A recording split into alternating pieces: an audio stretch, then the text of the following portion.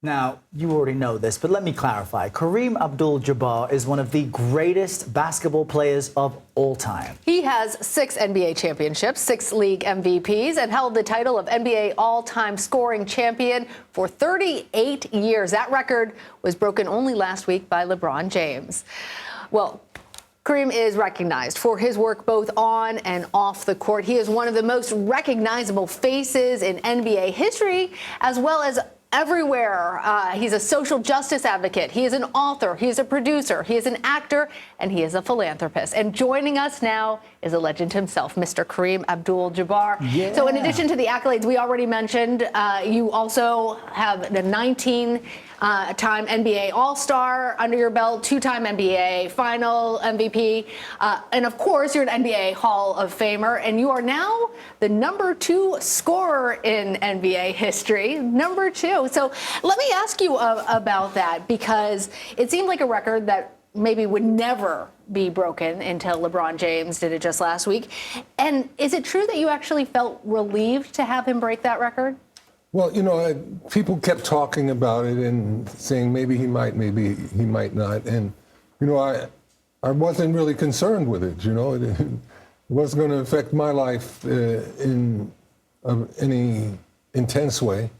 So I didn't try to make a whole lot of it because, you know, records being made to be broken, somebody was going to break it. So I'm not going to get all upset about it. It's something that you should accept. And if you're fortunate enough to own a record like that, you should enjoy the time that you have it. So now, peaceful. One of the things that you have given LeBron credit for isn't just this achievement, but for his social advocacy and his work off the court, uplifting so many people and really using his platform to help others. Why is that important to you? Well, it's important to me because people in the black community don't have people, it seems, that are interested in their welfare.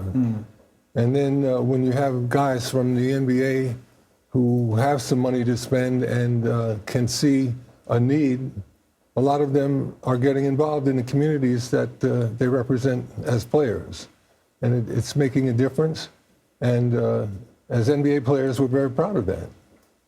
Well, you're here because you partnered with the No Time to Wait campaign, which raises awareness of atrial fibrillation. How did you find out that you had AFib, and why did the issue take so long to diagnose? Well, it took a long time because I was in denial. Okay, the first time I started to deal with it, I was with my son in Europe and trying to go to museums and stuff, and you know, I was tired, shortness of breath, fatigue, and I couldn't understand it, you know. But it didn't last too long. It came and went, and I thought, you know, I've been an athlete my whole life and taking good care of myself. It was just a passing thing. But it kept coming back stronger until finally I was at a baseball game. I was at the Dodger game, and you know, I started to feel real dizzy, having a hard time breathing, and you know, shortness of breath, irregular heartbeats are also a part of all this. And you know, I realized I had to get out of there, and people started to take me to my car, and I collapsed against the trophy case that the Dodgers have. Wow. And I realized I had to get to the hospital, and when I got there, I found out I had afib, or atrial fibrillation, and that I had to pay attention. It's interesting as you talk about a shortness of breath and just being exhausted, because that could be anybody. That sounds like me on a Friday. But what you're talking about is actually quite serious. It's and even very serious. As a man and as an athlete, sometimes you may think to yourself, well, I can handle it. So what is AFib, and what do you recommend people do if they're suspicious about if they have this? Okay, if I had these types of symptoms, I would go to a website, notimetowait.com, and that will explain what's going on and direct you to a doctor. That's the best way, because the things that affect you can kill you. When you have AFib, you have a 5-time greater chance of having a stroke. And most people aren't even aware of that. Wow. Yeah. And I'm amazed by how common it is. 12.3 million Americans are expected to have AFib by 2030, and that more women than men are affected. It's so good that you're sounding the alarm on this because it is so serious. It's the most common form of irregular heartbeats. Yeah.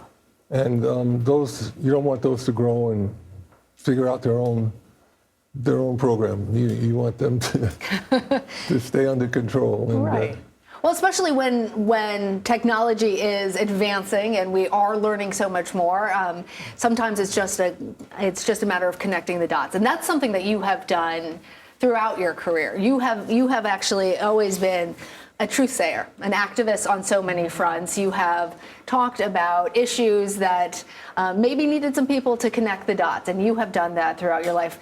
One of those issues is societal aspects. And I want to talk to you for just a minute, Sure, while we still have you, about how sports have changed over the years, how they have been a reflection for our society, and how do you see athletes continuing to use that platform as heroes to try and move our society forward?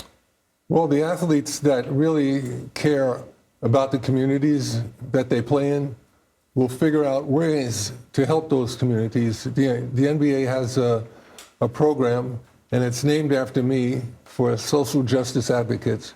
And the one who can do the most significant, and rather have the most significant effect on his environment, he gets a prize, and the 4 runners-up get a prize. The first prize is $100,000, and the 4 runner-up prizes are $25,000. And to use in their communities. To use in their communities, to make a positive difference, and to get the people in the community organized so that they can do even more. Well, it's great that you're shining a spotlight on this. You've entertained so many generations for so long, and now you're helping so many people directly. Kareem Abdul-Jabbar, NBA legend, thank you for joining us in studio today. It's been my pleasure. Thank you. You guys are great.